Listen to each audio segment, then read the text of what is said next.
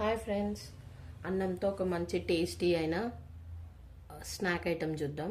మిగిలిపోయిన అన్నమైనా, వేడి అన్నమైనా, లేకపోతే ఆఫ్టర్నూన్ మనం అన్నం వండకుండా మిగిలితే పిల్లలు స్కూల్ నుంచి వచ్చే టైంకి ఒక మంచి స్నాక్ మనం అన్నంతో చూసుకుందాం. అన్నాన్ని ఫస్ట్ పొడి పొడిగా అనుకొని మిక్సీలో వేసుకోవాలి. అన్నం అంతా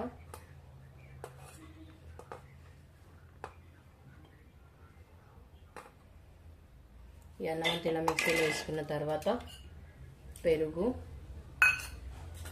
పచ్చిమిరపకాయలు, అల్లం ముక్క, కరివేపాకు, జీలకర్ర,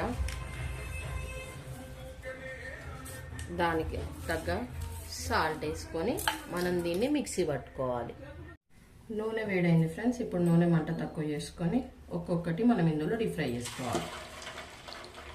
అన్నీ ఇలా మనం ఇందులో ఒక్కొక్కటి వేసేసుకోవాలి.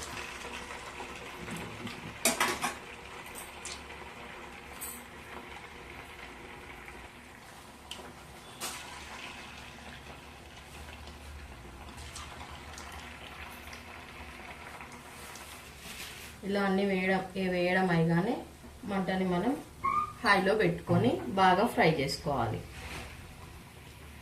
మంచిగా గోల్డెన్ కలర్లోకి ఫ్రై చేసుకోవాలి ఫ్రెండ్స్. ఇది మనము స్నాక్స్ లాగా తినొచ్చు. అన్నం మిగిలిపోయినప్పుడు ముందు రోజు స్నాక్స్ లాగా చేసుకోవచ్చు. తినాలనిపించినప్పుడు అప్పటిదప్పుడు ఉన్న వేడన్నాన్ని కూడా చేసుకోవచ్చు. పిల్లలకి స్కూల్ నుంచి రాగానే స్నాక్స్ లాగా కూడా ఇవ్వచ్చు. మంచిగా టమాటా కెచప్తో కానీ తింటే బాగుంటుంది. ఆల్రెడీ మనం పచ్చికాయలు, అల్లం ముక్క వేసుకున్నాం కాబట్టి ఒట్టికి కూడా తినొచ్చు. పిల్లలకైతే టమాటా కెచప్తో కూడా పెడితే చాలా బాగుంటాయి.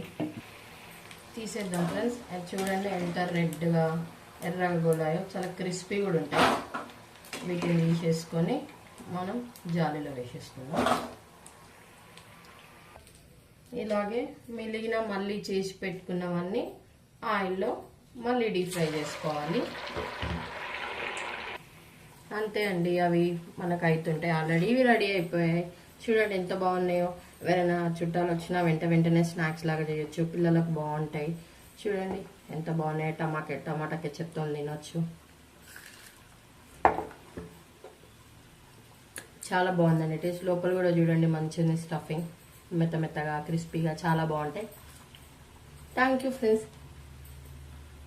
నా రెసిపీ నచ్చితే లైక్ చేయండి, షేర్ చేయండి. అలాగే నా ఛానల్ని సబ్స్క్రైబ్ చేయండి. నా రైస్ బుల్లెట్స్ ఎలా ఉన్నాయో చెప్పండి. Bye friends.